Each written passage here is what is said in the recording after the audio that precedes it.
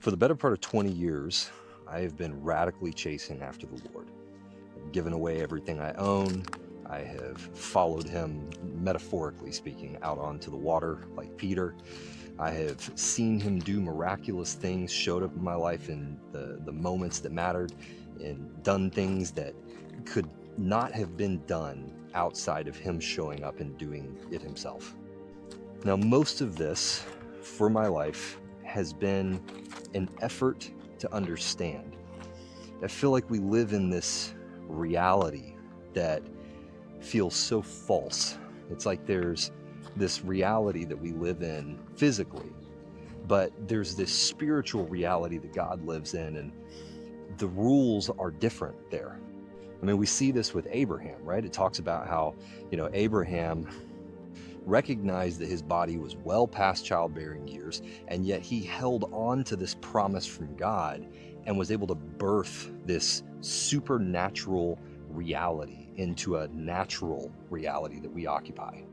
And probably the pursuit of my entire life, honestly, has just been to understand. I wanted to understand God. I wanted to understand how all this works. I wanted to understand the rules and the mechanics. But what I've recently started to realize is that no matter how much more I know, no matter how much more I understand, God is infinite. And I could be understanding and gaining in knowledge for the rest of my life and literally not even move from the position that I'm in right now in context to the amount that is available to be known. Another way you could say it is, no matter how much I know, and no matter how much I understand, it will always be substantially less than what is available to be known. And so if understanding isn't the point, then what is?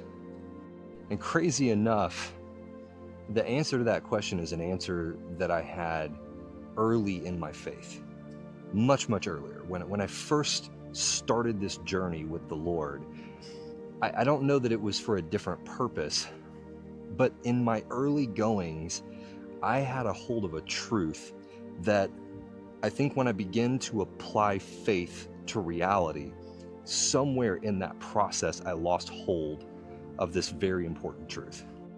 The point isn't to know. The point is to be.